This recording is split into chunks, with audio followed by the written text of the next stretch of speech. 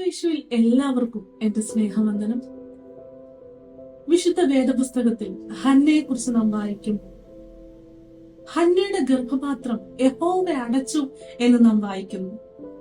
അതെങ്ങനെ ശരിയാവും?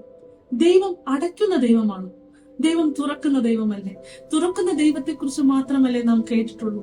ഇല്ല, യഹോവ ചിലത് അടയ്ക്കും.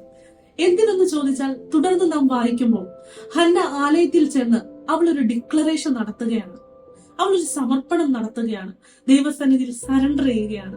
കർത്താവെ, ദൈവമേ, എനിക്കൊരു മകനെ നൽകുകയാണെങ്കിൽ ഞാൻ ആലയത്തിനു വേണ്ടി അവനെ സമർപ്പിച്ചു കൊള്ളാമെന്ന്.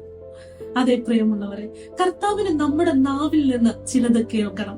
കർത്താവിന്റെ നാവിൽ നിന്ന്, നമ്മുടെ നാവിൽ നിന്ന് ചില ഡിക്ലറേഷൻ കർത്താവിന് വേണം.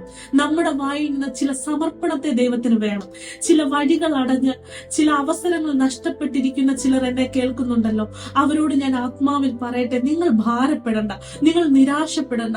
കർത്താവ് ചില വഴികളെ നിങ്ങളുടെ മുന്നിൽ അടയ്ക്കുന്നത് അവന് ചില നിയോഗത്തിലേക്ക് നമ്മളെ കൊണ്ടുവരാൻ വേണ്ടിയാണ്. അതുകൊണ്ട് തന്നെയാണ് യഹോവ ഹന്നയുടെ ഗർഭപാത്രത്തെ അടച്ചത്. അതുകൊണ്ട് തന്നെ ഹന്ന എപ്പോൾ വാ തുറന്ന് തനിക്കൊരു മകനെ നൽകിയാൽ ദൈവാലയത്തിൽ സമർപ്പിച്ചു കൊള്ളാം എന്നൊരു നിയോഗത്തിലേക്ക് ഹന്ന എത്തിയോ, അപ്പോൾ ദൈവം അവളുടെ ഗർഭപാത്രത്തെ തുറക്കാൻ തുടങ്ങി.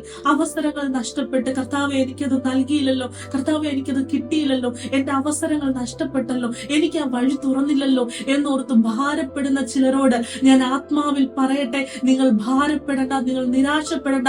നിങ്ങൾ ആത്മാവിൽ ചിലതിനെ ഡിക്ലെയർ ചെയ്യാൻ തുടങ്ങുക. നിങ്ങൾ ആത്മാവിൽ ചിലതിനെ ഡിക്ലെയർ ചെയ്യാൻ തുടങ്ങുക. നിങ്ങൾ ആത്മാവിൽ ചിലതിനോട് പ്രതികരിക്കാൻ തുടങ്ങുക. കർത്താവ് ചിലതിനെ നിങ്ങൾക്ക് മുമ്പിൽ തുറന്നു തരിക തന്നെ ചെയ്യും. നിങ്ങൾ ആത്മാവിൽ എപ്പോൾ ദൈവിക നിയോഗത്തിലേക്ക് എത്തിപ്പെടുന്നു, ആത്മാവിൽ നിങ്ങൾ എപ്പോൾ ആ ദൈവിക നിയോഗത്തെ തിരിച്ചറിയുന്നു, ആ നിമിഷം മുതൽ കർത്താവ് നിങ്ങളുടെ ജീവിതത്തിൽ ചിലതിനെ ഓപ്പൺ ആക്കാൻ തുടങ്ങും. അതിനുവേണ്ടി പ്രാർത്ഥിക്കുക, ഒരുങ്ങുക. ദൈവം നിങ്ങളെ ധാരാളമായിട്ട് അനുഗ്രഹിക്കുക.